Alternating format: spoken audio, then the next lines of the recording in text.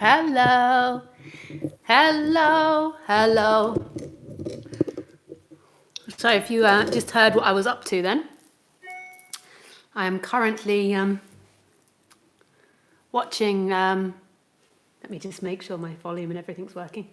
I'm currently watching Brit Exit live.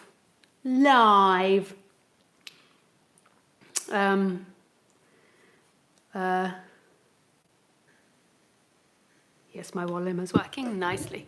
Yes, I am watching Brit Exit live. It's working nicely. Yes. On I am watching on the internet. I know that might sound very boring, but you know, some of us like to keep up with current affairs. It's a joke. It's not that I like to keep up with current affairs. It's that this is quite a big deal for people like me that live in the EU. Like I still don't know what my status is going to be I don't know how long we've got, like 15, 20 days, and they're voting on the no deal tonight. So that's the most dangerous one for me, is the no deal. That could possibly mean that I have to leave France, or get a visa, or leave France within 3 months if I don't get a visa. Which is obviously a very quick period of time. But that's worst case scenario. But I don't think we're going to have a no deal.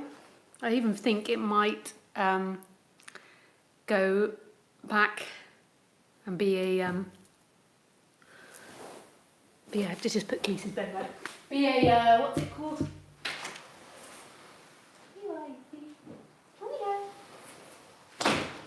A new referendum, or no Brexit, or a soft exit. I hope my microphone's working. This is the second time in my life that I've been through this with visas and residency. And the first time it happened was when I was with my ex-partner Roger, and our relationship broke up, and I had just attained like partner residency in Australia. And if you break up, you lose your residency. And I mean, you can fake it, but I just didn't want to live like that, faking it, obviously. That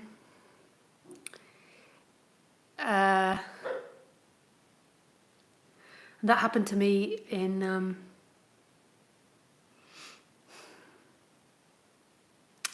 2010, and shortly afterwards I had a massive awakening. So I lost everything, like everything I had to give up and had to start all over again. My residency, my home, my life there, my visa, my dogs, everything. And it was really like a painful situation, but it was also super beautiful because it's the same no matter where you go. Same, but different. And I just had this like profound sense, even though I had no idea what my future was. It was sudden, it was shocking. We had lots of plans together, and then it suddenly ended. Like my heart just felt really like there's nothing that can take away your freedom in this life, no matter what happens. So there's some sort of karma involved in this, because it seems like I'm repeating having to do it like almost 10 years later in France. When I moved here, it was before the exit, and the politics have been talking about doing it, and nobody thought that it would get through. And then when I moved here and I got an apartment, it happened. And the whole time, I think, in the beginning, I think I kind of kept thinking it would fall through, or it would be a soft exit. And I never thought that they would keep going like they're going at the moment, like right to the edge. Like we've got 15 or 16 more working days, I think, maybe less working days. Got to the 31st of March, and nobody knows what's going to happen. Nobody knows. It's unreal, really. Like, you just don't imagine your government doing that to you. Like, I mean, I'm okay. If all worse goes to worse, I go back to England, and that's okay. Right? I can live in England. England's a great country to live in. And just as a bit of a hard work at first, but it's fine also. But for some businesses and companies, it's hardcore what the government's doing to them, because basically none of us can plan anything. Even me with my business, we can't plan what's going to happen. I don't know what my visas with all different countries will be. I don't know what my travel ability will be. I don't know how easy it will be to get working visas in different European countries. But I'm okay. It's all okay because a lot of what I do is online. But for other companies and for other families, it must be very difficult for them. I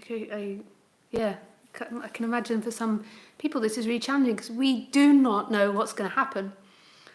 So I am watching that, and when I turned on the live stream, I was still watching it.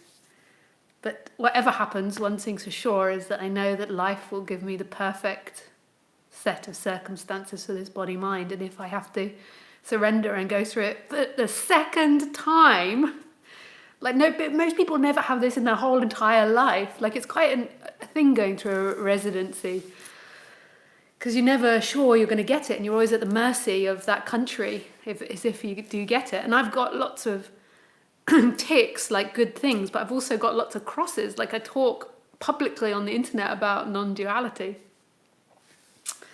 I don't know if I'm a desirable citizen. In some ways I am. But I definitely think it's karma. 10 years almost. What are we, 2019? Almost 10 years. I repeat it. Répétez. Oh, and I don't speak French. That's the other problem, is we don't even know, if it does in those 3 months, if I have to pass a French test. C'est compliqué. Okay, I'm just going to turn around. I realise the lighting is better if I sit here. I'd have to have my other one on, as obviously I'm sitting opposite to the patio. Not such an attractive background, but you've got to compromise in this life. Répétez. So I'm a little bit disorganised for my stream, as I have been writing all day and busily watching the exit.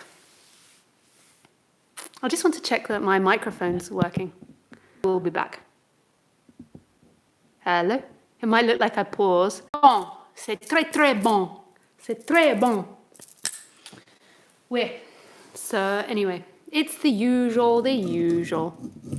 I am going to do a talk. We do some silent sitting. I do a talk, and then you guys can ask the questions that you like. You ask the questions through live stream, which is through Skype, which is Lisa Cairns 12. You can find the info, I think, in the box below, but maybe not today because I'm on my phone. So it's Lisa Cairns 12, my Skype address. And you can send me a message, or you can phone in. And if you phone in, make sure you've got your headset with you, otherwise it's really bad audio for other people. Make sure that you're in a quiet place, not in a cafe, and it's nice sound for others. Oui, c'est bon. What else? This is very difficult. I was in the middle of a snack. I didn't realise I hadn't finished them, and now they're just sat on the plate. I think I will remove them, otherwise I'm going to be nibbling throughout the talk.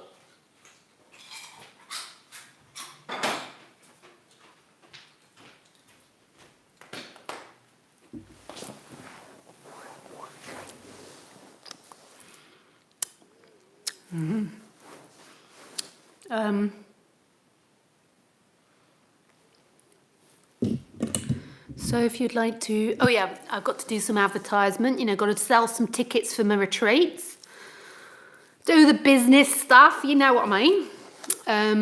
If you'd like to come to an event, the next event I do is in Germany. One is sold out, so I won't even tell you about that. The other one is in Berlin. You can find that on my website, and I will make it available in a couple of days that you can pay for the tickets online. I've just got to set that up. That is in Berlin. That's I think that's the last weekend, so that's when the exit is. That's the last weekend of March, and then I've got a retreat in the south of Spain the 18th of April for Easter. So Easter is that weekend, so that's a Thursday, I think, the 18th, and then Easter's that weekend.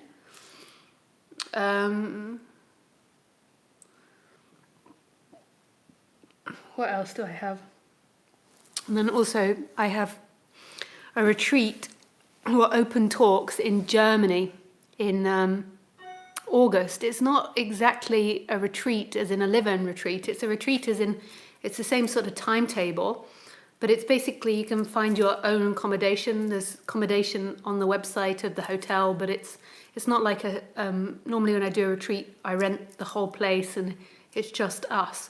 Whereas this is like a big spiritual spa with a swimming pool, a salt swimming pool, a billabong, or maybe it's a billabong, not a salt swimming pool.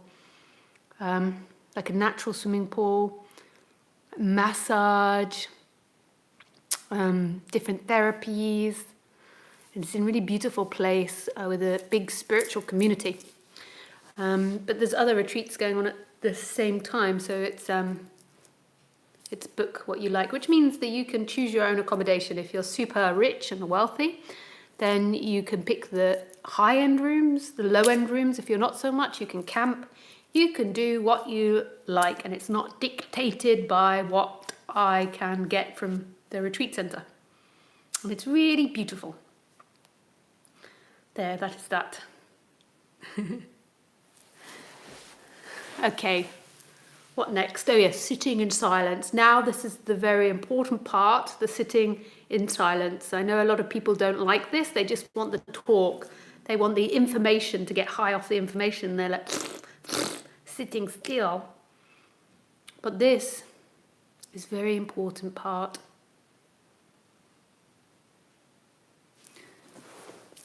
A very important part.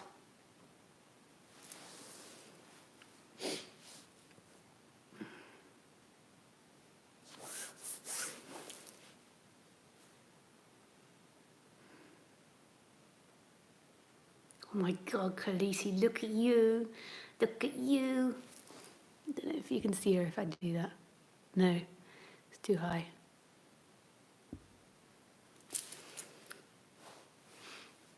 Okay, bye-bye. It's time to shut the eyes.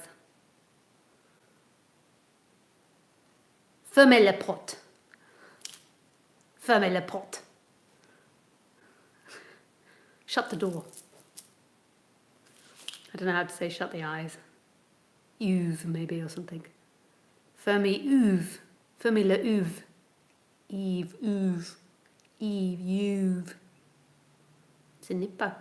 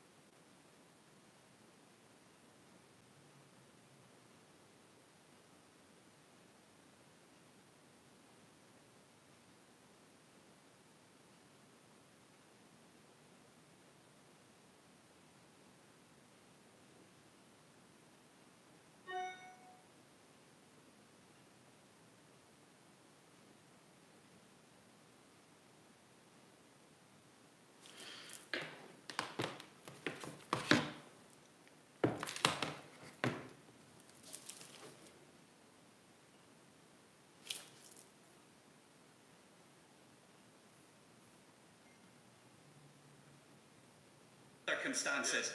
And the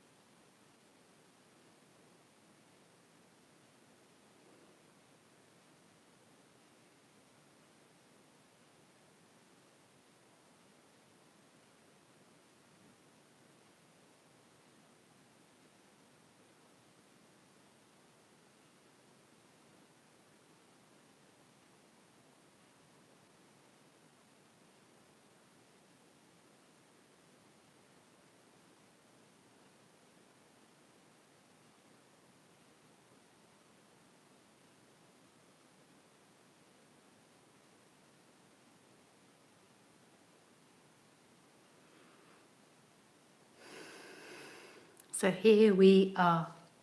So the title of the talk was something about, I can't remember the exact title. Can I arrive at, I'll turn off the Britex stuff. It is, can I arrive at the end of looking for something more?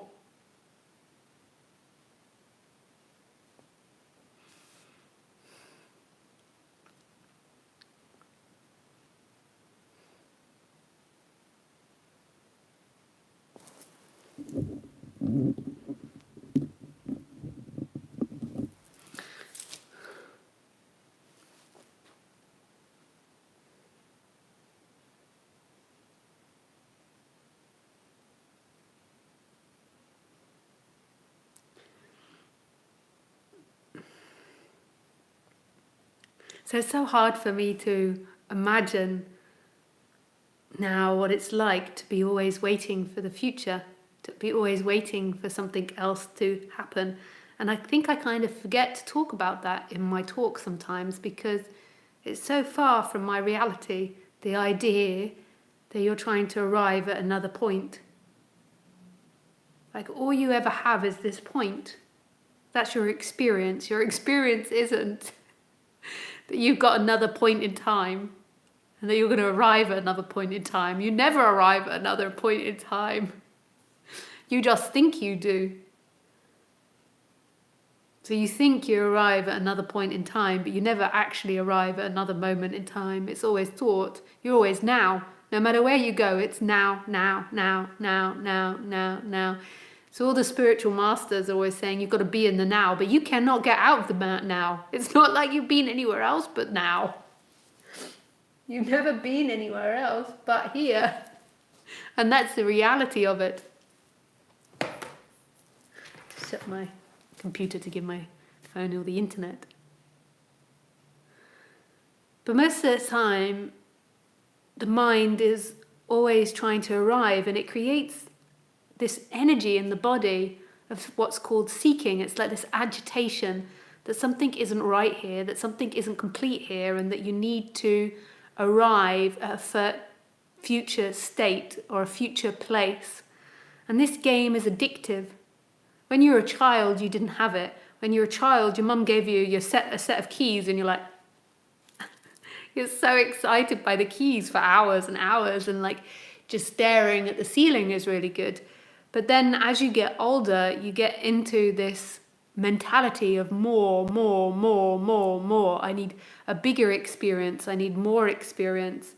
I need to do something else. I need better. And it creates this dynamic in the mind of firstly believing that you can get to the future, that you are going to arrive somewhere. But your feeling never is that you arrive. Your feeling is experience after experience after experiencing. But it's always now. It's always this moment.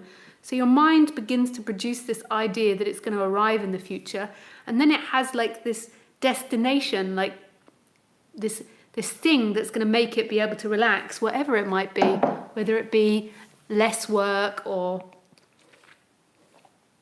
completing an art project,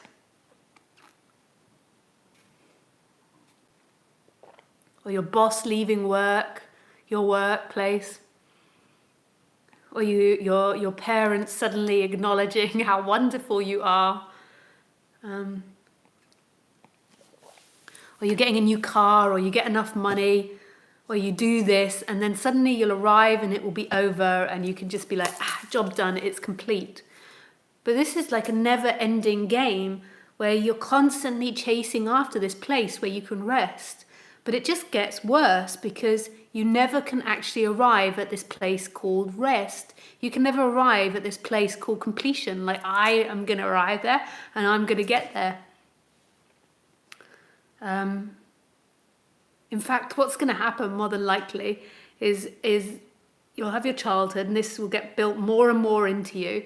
And then you'll get to university and you'll have fun, but you'll still have this more and more. You've got to get a job, you've got to get a family.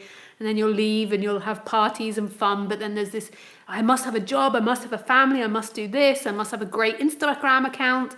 Then you'll get a family, and what will happen over time is you'll get more and more busy. You'll add more and more things that you've got to do. You've got to have 2 houses, one house in the south of France, one in England. You've got to have 10 dogs because you really love dogs. You've got to have 4 horses. You've got to have 6 children. You've got to have a constantly clean house. You've got to do all your own tax returns. You've got to run your own business.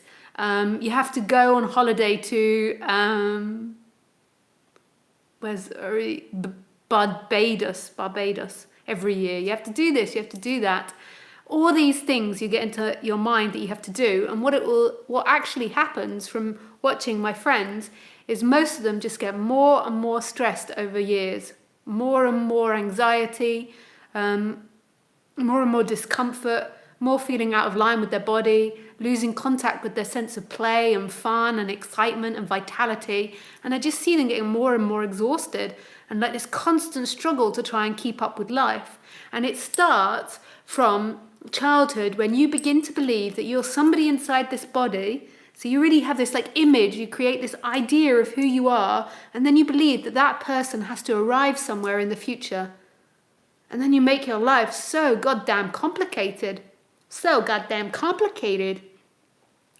Like you make things so stressful for yourself.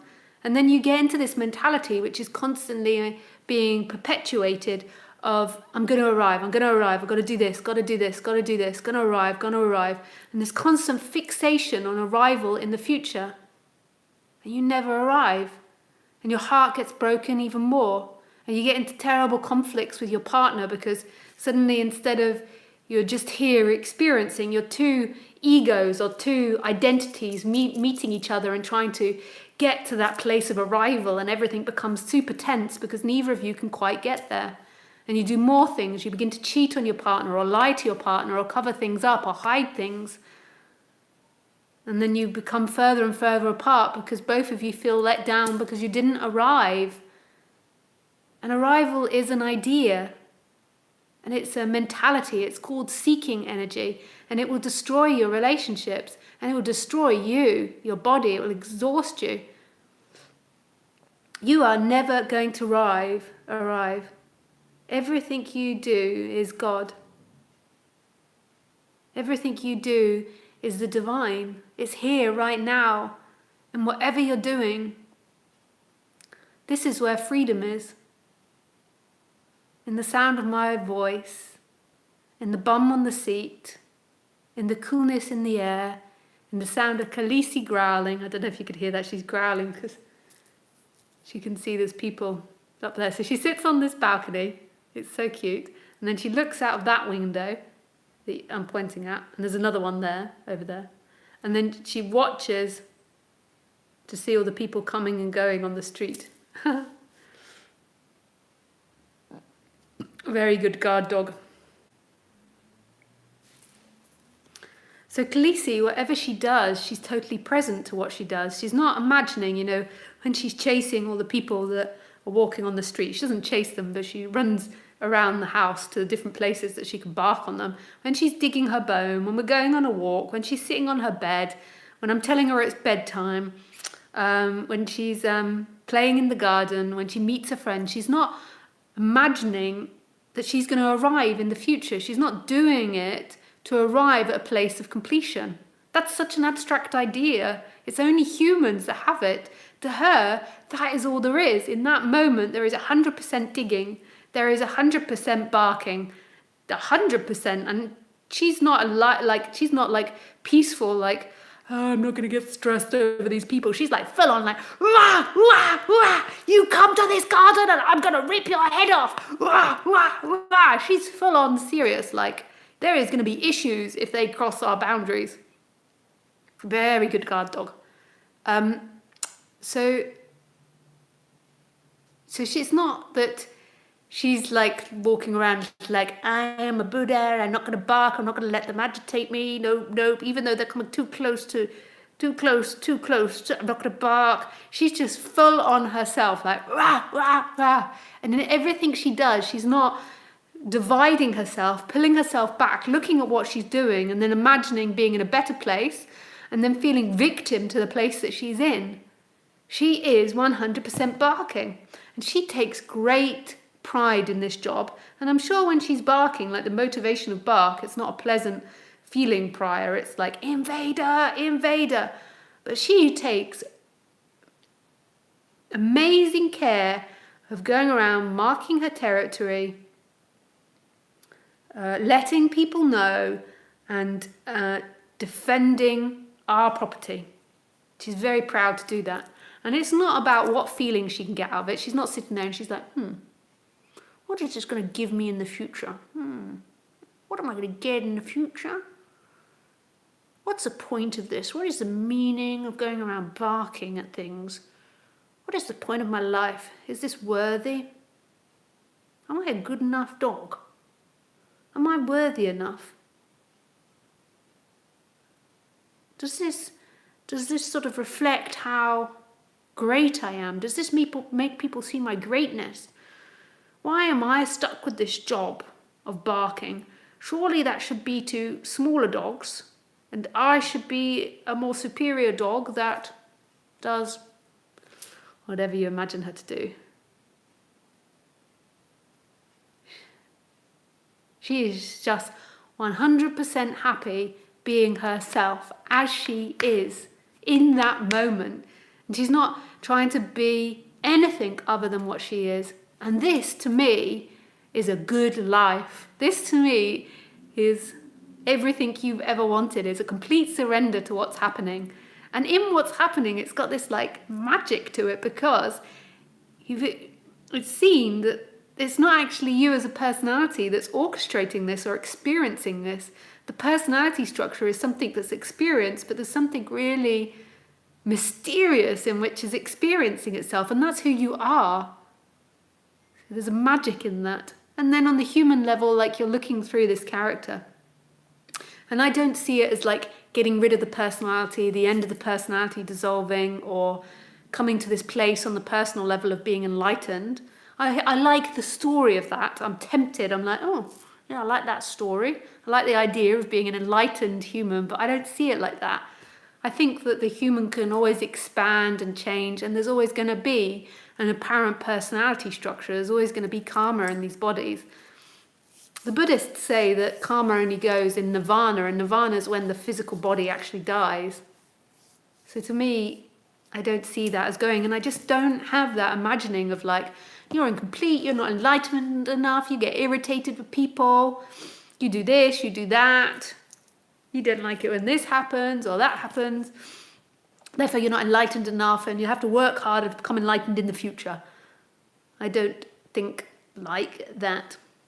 If anything, I sometimes have the feelings like I want to confess everything, like I don't want to be some sort of teacher that sits there like hum ba la la la la la la, hum ba la la la la la, looking like they're perfect. So if I have any dynamic going on, it's like I want to be overly honest, or maybe put myself down, or make myself sound quite a little maybe like neurotic or grumpy, so that people don't expect me or have this idea that what I'm talking about is some sort of perfect person. But I think that's a bit of a karma. Like this wanting to be like super honest, like showing the heart. And sometimes some people come up to me and they're like, so what's it like being enlightened? Or now that you're enlightened, you don't feel this and you don't feel that. And I don't like that, because there's then that feeling like, how have I given you the impression that I don't have feelings or experience things? But the miraculous thing that did happen here, which is actually a nothing and most probably doesn't sound very interesting to anybody, is this absolute sinking into what you are. And there's some form of intimacy and joy and freedom in that what you are is this moment. It's quite magical, really, the simplicity of it. This is enough. This is enough. Whatever is happening, even if you're crying your eyes out because your heart's been broken, this is enough.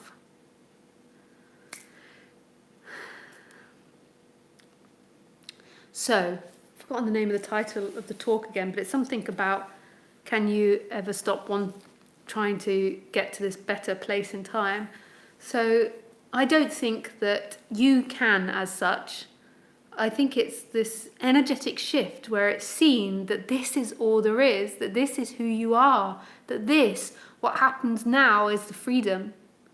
Absolute freedom. And it's nothing appearing as everything. And that you're never going to arrive at that. It's your essence. It's here right now.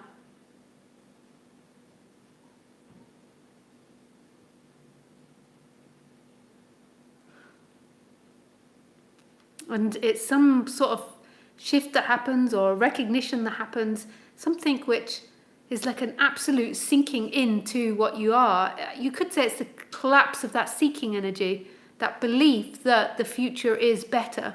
The future is going to bring you arrival. It's sort of a sinking back into yourself.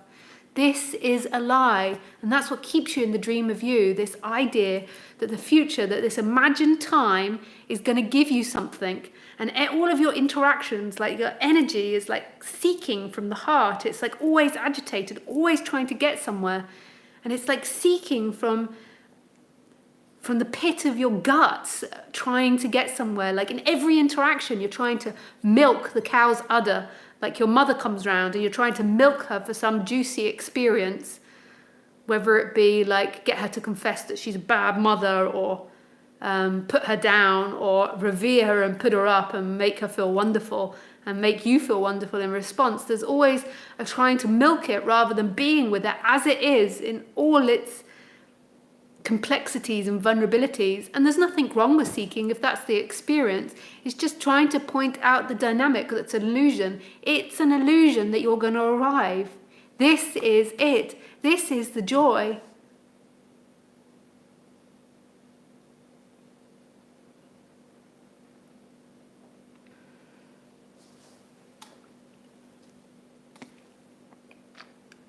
I don't know what else I can say.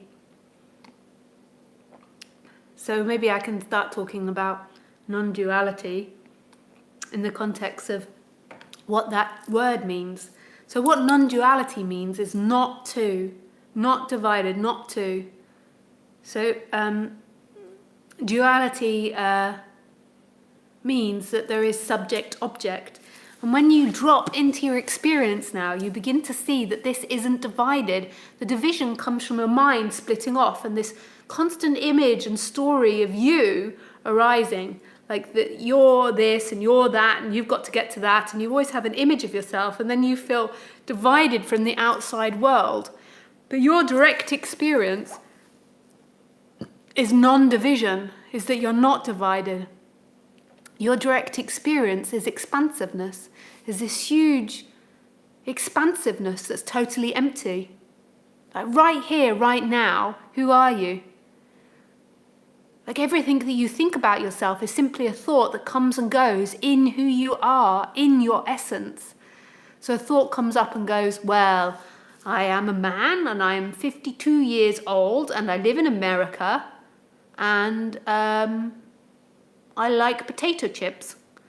So that's a thought that comes and goes, and then you've got an image of yourself and a feeling of yourself, but that's not you. That's something that moves through. When you feel guilty of a particular feeling, when you feel angry of a particular feeling, but what's right here? What's right here? If you don't think about it, what's right here? What's still here as the thoughts come and go, like clouds, like ooh, ooh, ooh, as they pass in through what's left, and then the feelings. So the feeling of guilt, or the feeling of tightness, or the feeling of soreness, or the feeling of tiredness. What else is there?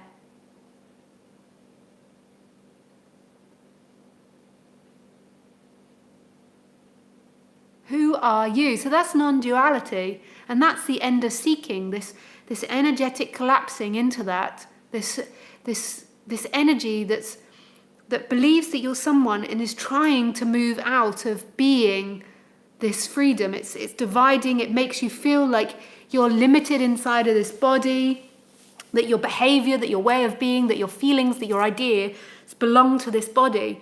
And that's why I feel like it's not necessarily the end of feelings or thinkings. It's the end of that energy which collects it inside the body and says, this is me and this isn't enough. I feel incomplete. I need something else.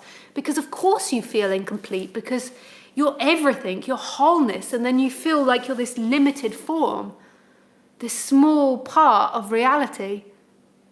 But your essence, your heart, is all of it. And this isn't meaning to sound arrogant. I can imagine it could sound quite narcissistic, like you're everything. It's actually ultimate humility, because it means that you're the arguments, anything that's happening, that you're the good people, the bad people, the news, the Brit exit, and it means that there's nothing happening to you. There is nothing happening to you. It is you. And it doesn't mean you as a character. So if the character's like, oh, yes, I always thought I was more than just myself. I always thought I was everything. The character is an apparent limitation, like the chair is. It's like the chair believing that it is the wall and the room, and but it means on the essence, like the experience of the consciousness that cannot be proud, that cannot be embarrassed or shamed or believe it's wrong, is free, is everything. And then in that there's a personality that interprets it and then's like, I love that, yes, of course I'm everything. Let me go onto YouTube and tell everybody, I am God.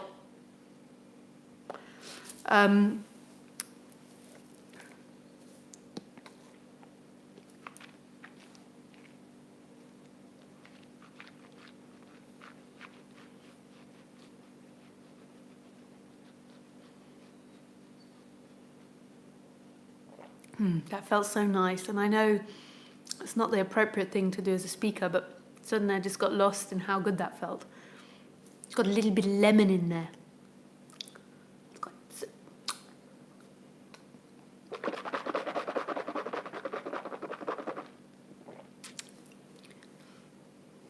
It's like an absolute sinking into yourself that every part of you is okay, and every part of this is live speaking. It's so intense, lemon.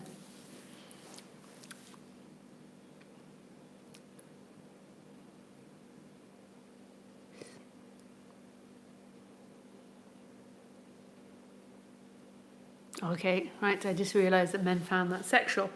Okay, that was not my intention. Maybe some people are like, yeah, she's doing that for the men. Wasn't my intention. I'll just sit here like this now.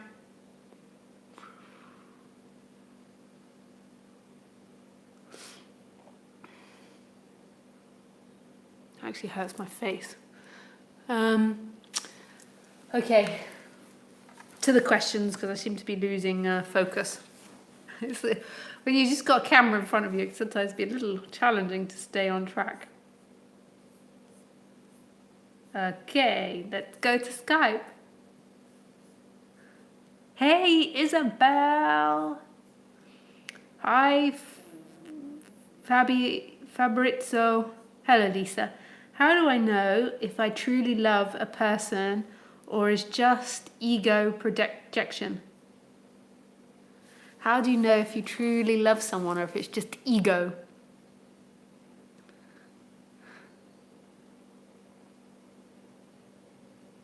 True love isn't connected to a person that you imagine. So love isn't about loving someone in time. It's not that, oh, we're so good together, we're perfect, and we're going to get married and we're going to have 10 kids. I'm not saying don't do that. That's a beautiful form of expression, but that's not the actual love part. The love part is when you're there with them in front of you, and that beautiful vibration of love, of who you are, that's not based on the way they're behaving or what they're giving you or what they're doing. It's based on love of this moment, that this is, that life is, and it's free. And that's how you truly love somebody.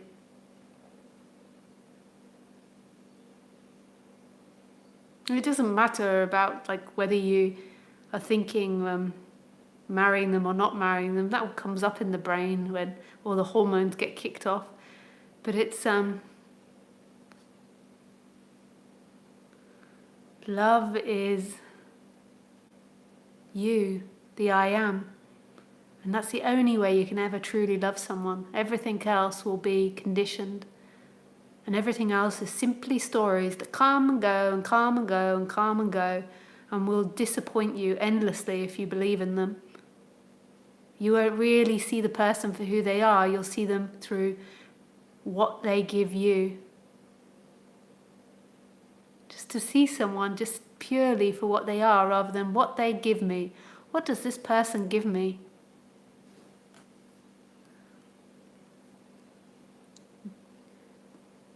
Derek. Oh, working perfectly. Jana's working perfectly. Good evening, Lisa.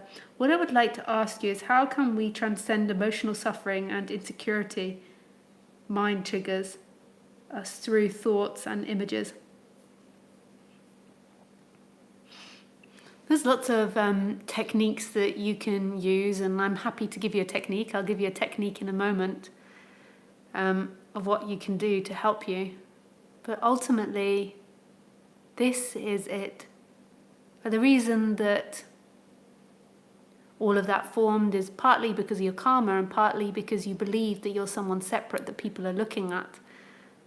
Like who are we looking at? Who is the mind looking at? Like right now, who am I speaking to? You have a self-image of who you are and what you want me to see. So the way in which you want me to see you. And so therefore your effort is to try to keep up an image of how you want me to be seen, but really it's just collapsing back into being yourself and being seen however you're seen and just following the natural flow of that body and then letting karma, letting life take care of the rest. like just dancing the dance rather than, or letting the dance dance you rather than trying to dance the dance. So the reason that you suffer around that is because you have an idea of what you want to be, and then you try to live up to that idea, and it's endless because you're constantly having to maintain it, and there's a lot of thought effort that goes into it, and there's particular feelings that you want to feel, and that you're seeking after those feelings.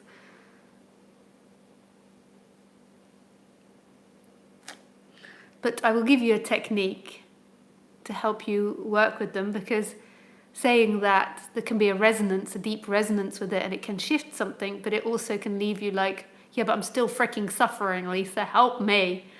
So I can tell you some things which work for me along the way.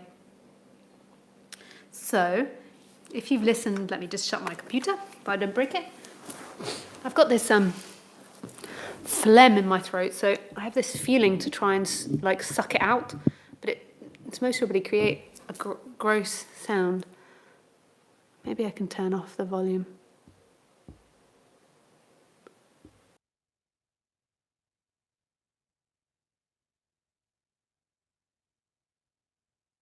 There you go. You just saw my face.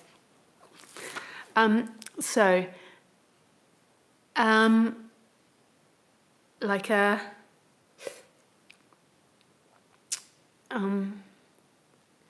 we have these, I call it chakras, and it doesn't really matter what I call it or what you call it or what you discover. But I just like the teaching of chakras because it pins it quite accurately, I think. It identifies it accurately. So we have these chakra places in our body.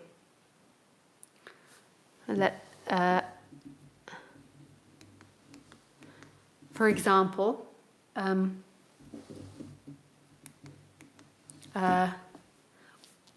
we have the sayings in English. So when you say, we say, I pooed myself because I was so afraid. So I pooed myself because I was afraid. So we're aware that when you feel fear, it's in your lower belly, that it's down here in the lower belly. Like we know that if you're afraid, it's got something to do with your guts, and that you can poo yourself if you're really afraid. So, and we also call it heartache. Like that word heart is referring to here, where your heart is. Like heartache, my heart got broken. I feel like I've got, what do we say, when you get that ball, that sadness, like a frog in your throat. So we got all these sayings in our language, so we know that feelings are in our body. Like when we feel things, we have particular places for them. When we feel fear, it tends to be in our guts. When we feel heartache, it's in the heart. In our throat, it can be anger or sadness or a difficulty to express thing. Overthinking is our head. Feeling of being smallness or pressed down or cut off can be from the head. Sexuality is from the lower part of your genitals and below. This groundedness is from down there as well. We know that the feelings are in the body. But feelings are wild and they're uncontrollable, man. They are uncontrollable. So if somebody now started acting like a fool and being really rude to you, you could maybe attempt to control what you think. Like you could try to control your thoughts or ignore them or turn your head away, but you can't control your body. So say if you felt really invaded by somebody's behaviour, they were really rude and aggressive with you for what you feel is not a fair reason. So this could make you feel like really unworthy and embarrassed and shamed. It could also make you feel afraid. So in your heart area it will hurt, and in your guts it will hurt in your body. But we can sort of control what we think. So we can take the body out of there, or we can try to push it out of our mind. Or we can tell stories about what an asshole that person is, and that will maybe make us feel better, like they've always been an asshole. And then you can go and gossip about it to people and make yourself feel better. But you can't control the raw emotion that's felt in the first place. So when you were a baby and your mom said, you know, don't scream, don't be angry, like, you can't stop the feeling coming up, but maybe you can seemingly stop acting it out and stop behaving in a certain way, but you can't help the rawness of the feeling. So what we do when we become people and we become seekers is we have this idea of who we want to be, and then we have the feelings. So then we have what we actually feel. And in some way you can influence the feelings a little bit, but not that much. They're quite raw and they're quite organic and they're quite spontaneous. But then we have this idea of what we want to be. So we don't want to be the angry kid, or we don't want to be the afraid kid. Like, I was in trouble a lot at school because of my dyslexia.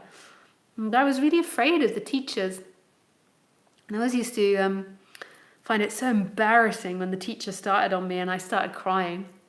Like, I just found that, like, I think in my first school we had like 60 kids in the class. And I just, you know, when they start shouting at you in front of everyone, I just found that so humiliating. And like, I really didn't want to cry and to let my classmates see me cry. So I tried so hard, all these different techniques to not cry, to not be the...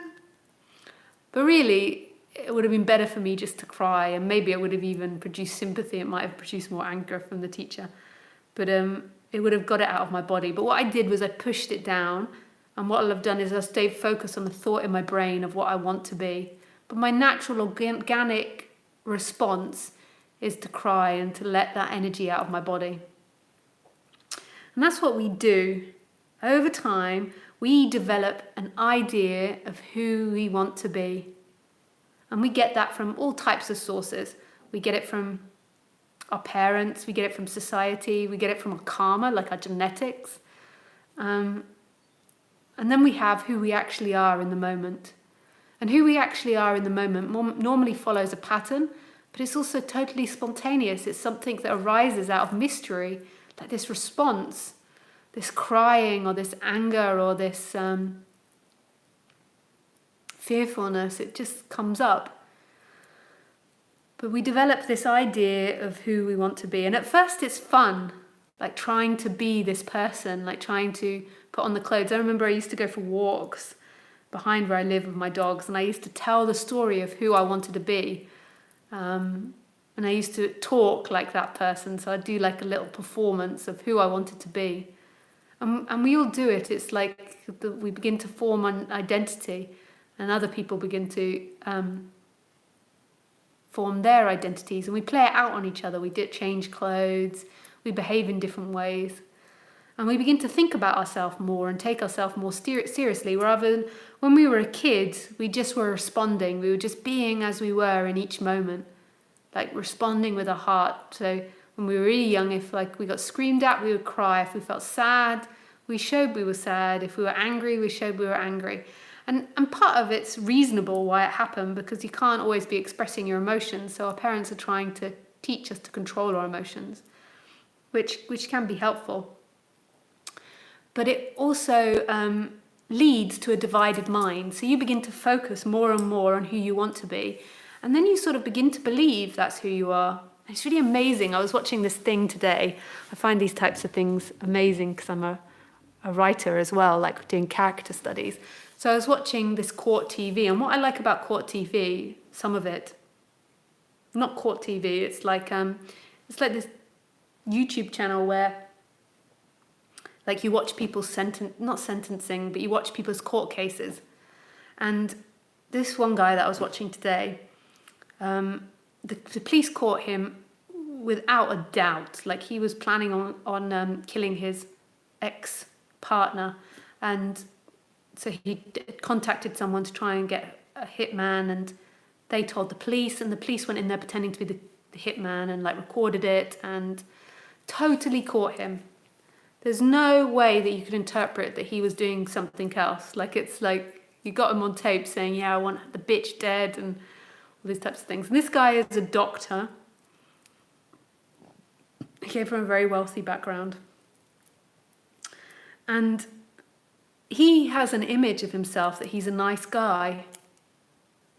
Even though he really seriously, like, he even thought that she was dead at one point because the police wanted to make sure that he'd go through with it. So he seriously wanted to go through and thought that his girlfriend had been kidnapped, attacked, held hostage and then murdered. But he seriously thinks, even when he's in that courtroom, that he's a nice guy. Which is totally amazing to me, because he's got justifications for why he did it, because of the way she stole money, she did all these things, and to him, he's got justifications and he feels that's right. He most probably has lack of empathy as well, but you hear him describe himself, and he describes himself as a nice person with a big heart. But yet he has the capability, when he's angry, to do something quite horrific, really, without any compassion or empathy. And we can all do that. It's really amazing, like the stories that we can tell about ourselves and then what we're actually doing in the moment. So we can be telling ourselves, you know, what a wonderful lover we are, what a wonderful boyfriend or girlfriend we are. And then we can be treating our partner like absolute shit. We can be lying, cheating on them. But in our mind, or in your mind, like I don't do that, but it's like in that person's mind, they think that it's justified because the partner deserves it, or the partner would do it if they had opportunity. So to them, they think they're a nice person or an honest person even if they're lying and cheating like crazy, there's still that story.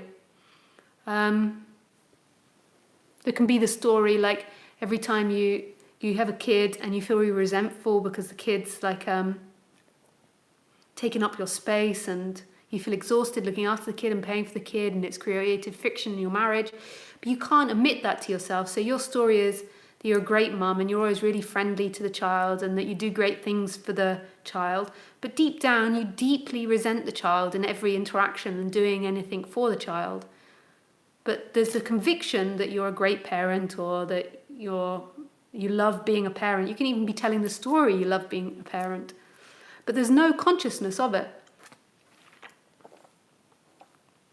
Which is really freaking interesting. Now, it's amazing that the brain can tell these stories and it could be totally out of line with what's actually happening or what's even being felt. So your body can be in like, you're wanting to kill someone, and you could be telling people what a nice person you are with a great heart.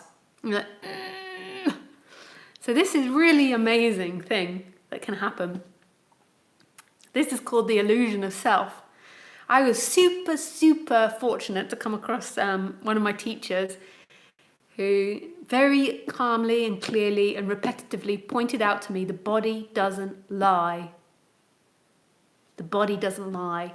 The thoughts, the thinking does. Now, this isn't meaning that we've got to totally stop thinking. We need to use this instrument called the thinking mind. But what we want to do is drop the attention into the body and feel what the natural impulses and feelings of the body are before they go into all the bullshit, all the levels of lies and deception that you tell yourself. So it's like when you interact, so when that person, so we spoke about somebody in front of us being really inappropriate. So really what you feel in that moment is total vulnerability and feeling exposed. So you admit that to yourself. You might not have to admit it to that person, rather than going around with what asshole they are, they always behave like this, why do they do that, or why does it always happen to me, all these stories about it. It's like in that moment the feeling in your body is absolute vulnerability. You feel really exposed, and that's okay. There is absolutely nothing wrong with that feeling. And then the thoughts say all these things, but the thoughts have got into so many freaking lies. You've lied to yourself for so long. Like your thoughts are in all types of delusions about what they did and how they did it and da-da-da and da-da-da. And the feeling is vulnerability. I feel vulnerable. There is vulnerability. And this is where you disappear in it, in the very feeling, in the very action, rather than in this idea of who you want to be, want to be. That's what I am now, is vulnerability. You can have a loose story of yourself, but it's also seeing that whatever you are is what's happening in this moment. Right here. Right here. I feel vulnerable. And this is the way out of seeking in a way, but it's not anybody's way out, because who would that person be? Like, the idea of you trying to get out of the seeking person is another story and another idea about you getting somewhere. So there's vulnerability. And the vulnerability will appear in your body, like in your heart or in your torso, in your throat. It can appear all over. The chakras, I found when I was exploring my body and learned to feel that the chakras are so accurate. I mean, they've come from thousands and thousands of years of lots of minds, like enlightened minds, or what we call enlightened minds, or very wise people. And they're really accurate. And you can feel feelings all over the body. They're not just here. If you learn about the chakras, it's all over. But these are the main areas of them. So when I teach, I often teach to go and look at the chakras and discover what it is that you feel.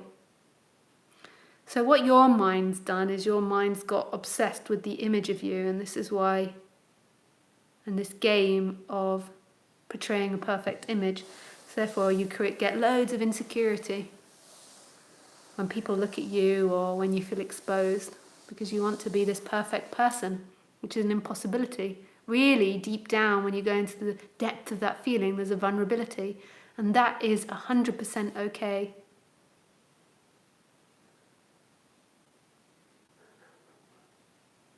And if you're still having difficulties there, like really getting into the feeling, you can speak it out.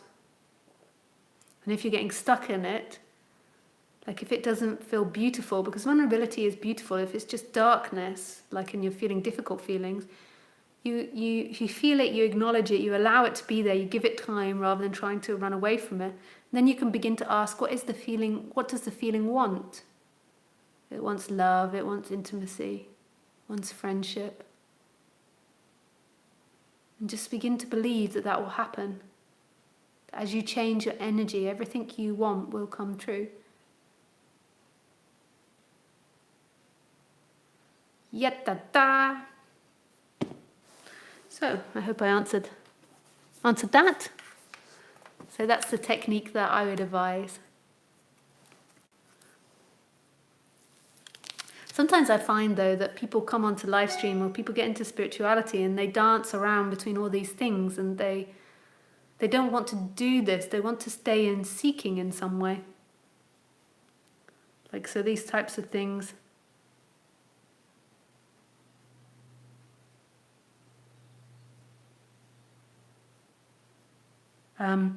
So for these types of things, you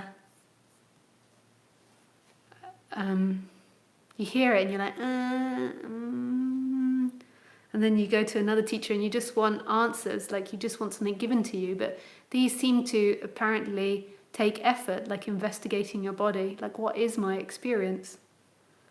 It's not like a chocolate bar that I'm just giving you. The chocolate bar is the oneness part.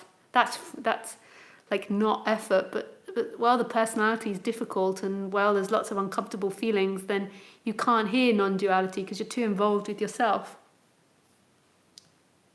Hi Lena. Hi Lisa. Last Friday I had to say goodbye to my girl. She was 16, dog, that is. She was 16. Just a couple of days before her birthday she got ill, and 3 weeks later we had to say goodbye. I feel incredibly numb. This is so hard. Obviously her form passed on, but now if I think about her, I don't know what to feel because she is just gone. Does her essence continue? I really can't believe that it's happened. It's so empty. I don't feel I can love her because she doesn't exist anymore. I don't know what to do with myself. I'm sorry to hear about the passing of your dog. In one way, it's beautiful for her because it's total liberation from form. But I'm also sorry to hear about the loss. It's really sad losing someone. So to me, that's all mental. Like your mind wants to work something out of where she's gone or where she now, or how to process it. And to me, I would just drop into your feelings. Like, what are your feelings? And just totally allow your feelings. And your feelings aren't stories about where she is or where she's not or what does it mean to die. Your feelings are a rawness of that goneness. And yes, she is everywhere because all there is everything. You can't ever really lose someone because it's the same presence no matter what. But on the human level, it's like that rawness of that missing energy. Like, I'm so used to being with Khaleesi, it'll be shocking when she's not around. It's easier, like when I go on holiday, the first couple of days I look for her and then it passes, but when it's your own home and you 16 years of that, it's shocking.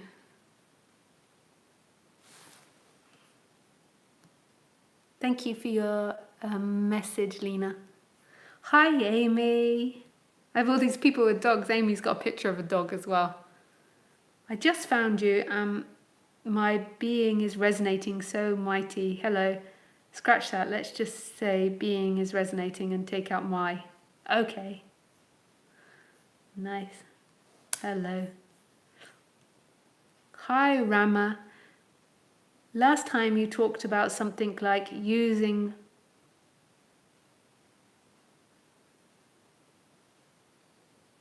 bliss as emptiness or everything feeling. I'm a little curious about what you meant by that, using bliss. I don't know what I said. I can't remember. Hi, Stan. Yes. Hi, Stephanie. Hey, Lisa. How to incorporate this non-dual understanding into my life, or how do I rest as awareness in my daily life? Thanks. With love, Stephanie. Hi, Lisa. Love from Marianne. You're so cute. Great intro. Thank you, Marianne. Thanks, Marianne. Hi, Thomas. Hi, Anastasia. Hi, Lisa. Something very similar to your story happening to me. Exactly 10 years ago, I found myself unemployed and couldn't find a job for almost 2 years. Same thing is happening now. I see the pattern, but I find it very hard not to get desperate on the relative level. Do you have any words of wisdom? It's karma. Like, why does it happen here twice and then there twice? It doesn't happen for other people. It's karma. It's life asking you to let go. Life will provide if you trust. A job came, a home for me came. Like, just totally trust that life isn't against you. That's the idea of the mind of the separate person. Hey. I just have to turn off my video because I don't think I got enough internet. Yeah. I didn't mean to video call, sorry. You didn't mean to what? Video call. To what? Vehicle? Video. Oh, video. Cool. I thought you said I didn't mean to be a vehicle, and I was like, I can't make sense of that. I can't make sense of that. Sometimes, like, because I speak with so many people whose first language isn't English, you can let so much go. You can be like, oh. But that one I was like, Of course. I don't know how... I hope I didn't interrupt one of your conversations because I was following on YouTube and now I phoned. Yeah, that's okay. It's a little bit behind, but I was just kind of finishing a sentence, so I think it worked. Oh, okay. Okay, cool. I'm glad. Nice to hear from you. Yeah, it's nice to speak to you.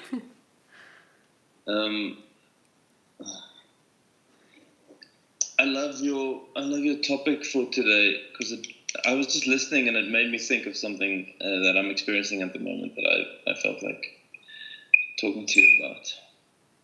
Yeah. Now I just have to gather my thoughts. There's no rush. You can take your time. Because you were talking about like the thing of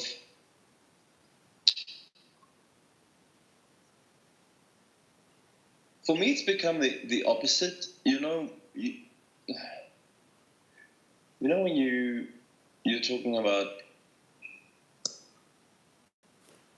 the things you want to achieve and getting somewhere and hunting, seeking. Yeah.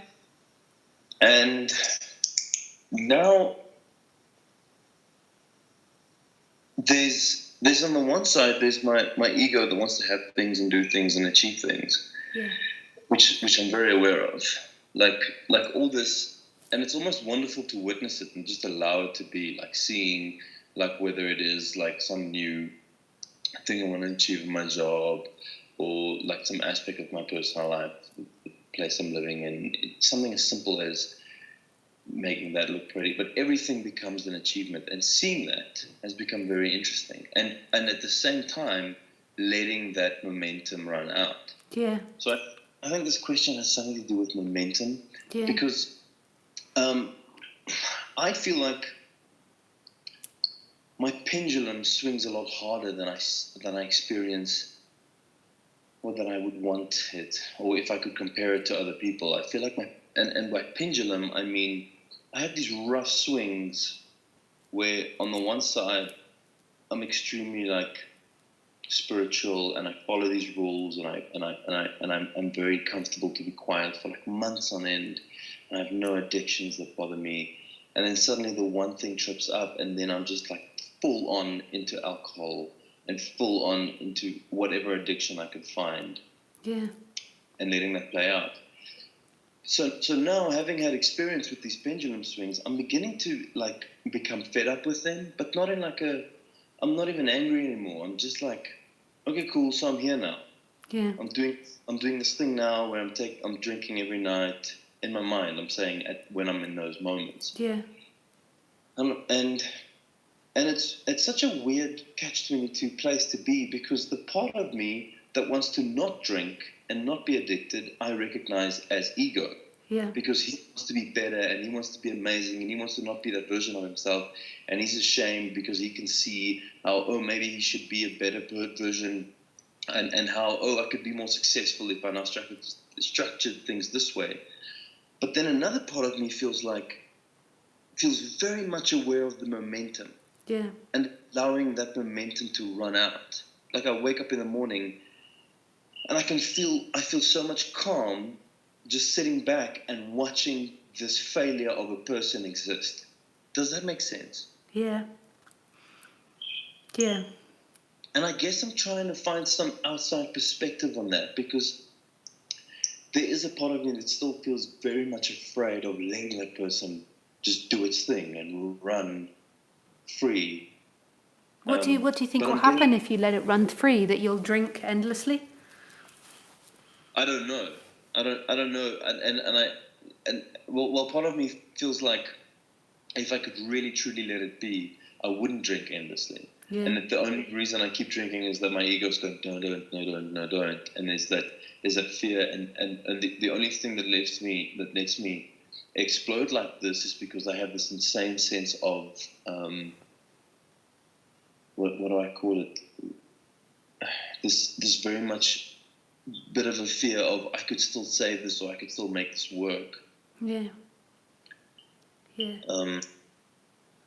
So when you are in a non-alcoholic phase, is there a lot of a feeling of control? Yeah. Yeah. And so I'm also when you're speaking, like it feels to me like what you're expressing is like this fear of absolutely losing control.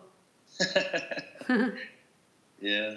Like this absolute surrender to, you don't know what will happen if you don't.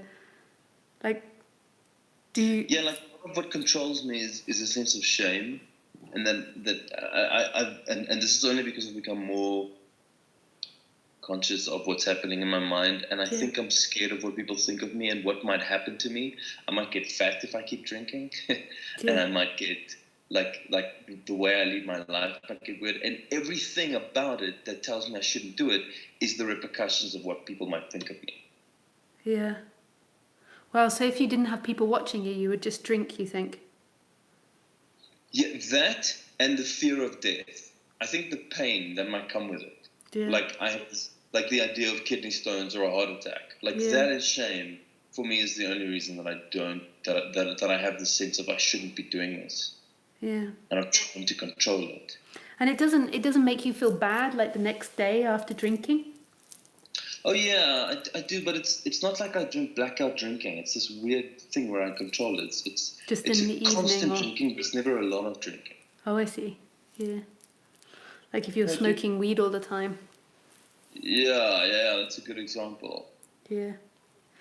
It's an interesting thing. Like I mean, I don't know because I've never been an alcoholic. I had bulimia when I was younger. So I only know of it from that. Yeah. And one of the processes in which helped me get over it was when I totally gave up caring about what I looked like. Like I've been on a diet since I was like 10. My mom first put me on a diet. And then when I was about 22, I was at university and I'd stopped being bulimic for 2 years, but I was still controlling my weight. And I just thought, fuck it. I don't want to live the rest of my life like this, like always controlling and being concerned. And there was just like I don't know what did it, but just this sense of I just don't care. And so I decided to eat as much chocolate as I wanted. And I went to the supermarket and bought like loads of varieties of chocolates. And for about 2 weeks, I just ate chocolate for breakfast, lunch, and dinner. It was like heaven. I'd wake up and just eat as much as I wanted. And something amazing happened.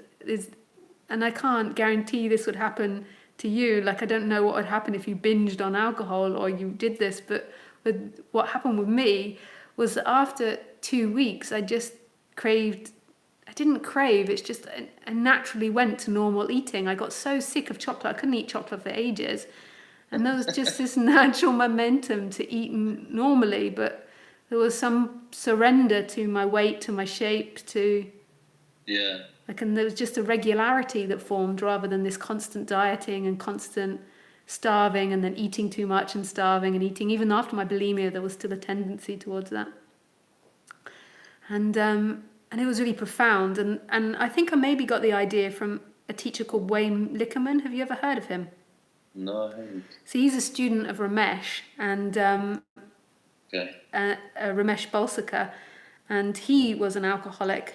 And I used to go to his talks then. He was an ex-alcoholic. And basically he never wanted to stop drinking alcohol, but his body just stopped drinking alcohol. And he became spiritual because he was so gutted that he couldn't be an alcoholic anymore. And it's quite a funny story. And it's funny, his name, like Wayne Lickerman. Like, isn't it amazing that his surname is Lickerman? Yeah. Oh.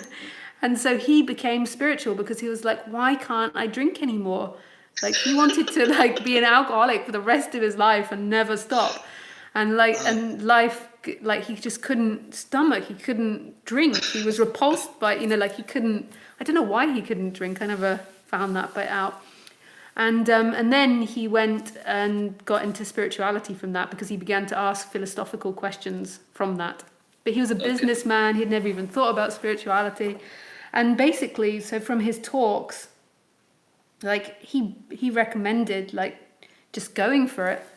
And I'm not saying do that, but that's how I got this idea or maybe that's how I got this idea of just like, it was like I just gave up control in my mind of trying to, because my image, like what I got conditioned was that being plump, because when I was like a child, like when I was about 9, 10, I got plump. And so it was like, you aren't allowed to be plump.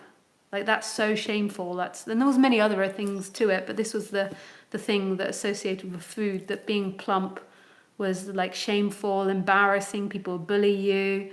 It put you down. You'd never get the boyfriend. You'd never have the happily ever after. People would laugh at you. You'd lose power. All types of things. And it was also, bulimia was a way of me controlling my emotions. It was like throwing up like that anxiety and that nervousness. Something else that I just want to mention to you, and maybe you can say something about that, is that I've for a very long time, from a very early age, I've been very intellectually, I've been very sympathetic to the idea of leaning into things. Yeah. And so if you have something that you're addicted to, just do it 100%.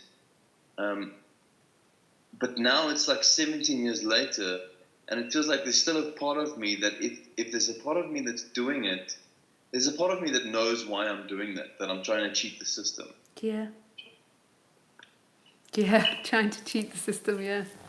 Do you know what I mean? Like, And it might also be that when you drink, you like lose your sense of self. It's that that control that you've got in the other aspect of your life. It's that when you drink, there's this loss of control that you really enjoy. It's such a subtle relief. It's such a subtle shift. Yeah. Which is such a relief. Yeah. You know? And it's more the control in the other part of the life, that the idea that you can control this life. Yeah. I also feel a lot of pressure to be things, and it relieves me of that pressure. Yeah. Of that urge to achieve things and do things, and like that there's supposed to be some sort of purpose, and that I am, one should do things. Yeah. Yeah. Which is, and it's the biggest illusion, this idea that you should do things. It comes from the survival mechanism in us that says if you don't do something, if you don't work, if you don't collect money, then you're going to die or be kicked out of society, and that's the point that it hits. Well, that's the part that it hits. And so when you're doing things, it comes from this terror that if you don't do things, you'll be kicked out and you'll be left behind. I don't know where to find the permission that I can give myself to let go of that. It's completely recognizing that life is trustworthy. It's weird. It's annoying because I know that. Yeah. Like in some part of me, I do know that better than I used to. And I guess that's why these conversations exist. It's part of just finding it. So. Yeah, and reminding again and again. Yeah. And see. There's another guy that I might have recommended to you before, I forgot, who is called... he wrote a book about AA, addiction and non-duality. What's his name? His name is Paul Hederman. And apparently he's written a book, I think you can find it on Amazon, and he's written a book about the AA process and about non-duality, like giving everything to God. Because I really think that's the answer at it all, to all of these things, is that life does it. Oh, these are two great little clues that I can explore. Thanks, Lisa. With pleasure. Paul Hederman and Wayne Lickerman. That's great. A pleasure. It's nice to speak to you. Yeah, you too. Have a great one. Thank you. Lots of love. You too. Bye. Bye. I have to admit, guys, that my phone is saying it's out of battery. It said it was out of 20%. If it suddenly cuts off, like I'm not going to go on for that much longer, but if it suddenly cuts off, I have gone because the battery's gone, and that's the end of the live stream tonight. But I think it should last another 10-15 minutes till we finish. Video. Hello, Lisa. I would like to ask you something. I feel this intuition of all the time where I see myself as this moment, and at the same time I have few thoughts going on. So I just see that I walk around this thing to be this moment, and it drives me crazy. I feel stillness, I have a feeling of the moment, and it doesn't look like I want to go somewhere. So it seems just like I only want to be in this moment. My mind goes to tell myself, okay, you are this. Something like this. Thank you. Oh, nice. I kept thinking there was going to be a question in there, but it's not. It works. Exceptions are always ego-bound. If so, is it better never to expect anything? Expectation is a thought. Like, it's fine to expect stuff, to expect that you're going to have money in your bank when you go to your bank. I mean, this is maybe a good thing to do, to expect that people are going to be nice to you, but there's something that comes and goes. The problem is the belief that expectation is going to give you a certain feeling that you are going to arrive at a place in the future. So this expectation that the money in the bank is going to complete you, or the woman that you expect to get is going to complete you, that's the difficulty. When you believe that your happiness lies on this thing in the future. But expectation in the moment is a thought that comes up and goes, and it's maybe good to expect that people treat you with dignity and respect. But it's a thought that comes, that's not you. Like the idea that you're treated with dignity, this isn't you. There's just a thought that arises in the moment, a feeling that arises in the moment, and then we suck it all together and we make it me. I should expect things. Who should expect things? Who? Who? There is no you at the source of all of this. That is the key. Finished with that question. I'll ask another one. One more and then I'm off, because it might run out of battery anyway. Okay, well, that's a big one. You understand? This is from Gilliam. Gilliam. Gilliam, Gilliam, Gilliam, gum, gum, Gilliam, Gilliam, Gilliam, gum, gum. Sorry. Hi there, Lisa.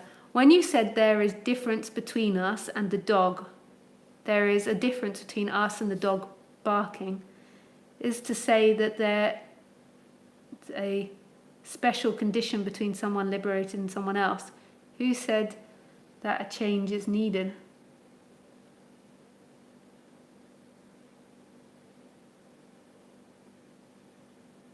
I don't understand that. Because for me, liberation doesn't change anything, and that is the biggest dream, sort of speaking, to realize that there's nothing was needed to do to transform the answer. I see a lot of speakers that will refer to some kind of special condition as a difference, attention, or the way you respond to life. Isn't that a misconception? To me, freedom is the end of seeking, and I don't care if you call that condition or no condition. In one way, it's no condition, because it's the way it is, like this false identity of you and this idea of dreaming that you'll arrive. And I know that maybe it's not great to talk about it because it leaves the person believing that they're going to arrive at an energetic shift. But to me, it was an energetic shift, and I can't deny that. And even to say to me is kind of obscure, but because in this moment there is nothing that happens. But in the apparent past, there was a contraction, and then that contraction disappeared, and it came with the end of seeking, and it was the seeking that kept the contraction. That's a story, so you could say that's a story in time, and that's not true. So I'm happy to go to that. And in this moment, there is nothing that happens or nothing that can be free. There is only life happening. So, therefore, it's only slightly difference between one speaker and a guru or master on the... But I just can feel Gilliam, Gilliam, Gilliam, gum, gum. I can just feel, Gilliam, that in that... I just can sense, just from that question, this is just a quick sense, and I might be wrong, the third eye might be wrong, I can just sense that in that question you're getting reactive because there is a fear in you, deep down, that you're not good enough the way you are. And so when teachers say particular things about getting to the future, it triggers that fear. What you're going to do now is you're going to totally deny that on the surface. But if you go into your body, you'll notice that somewhere in you there is a fear that you're not complete the way you are now. And it hurts you, the idea that somebody else or someone else or that you could be better or something better in the future, which is completely untrue. But just go to the fear. And when you go and you relax into that fear, you won't give a toss about what one teacher says or another teacher says.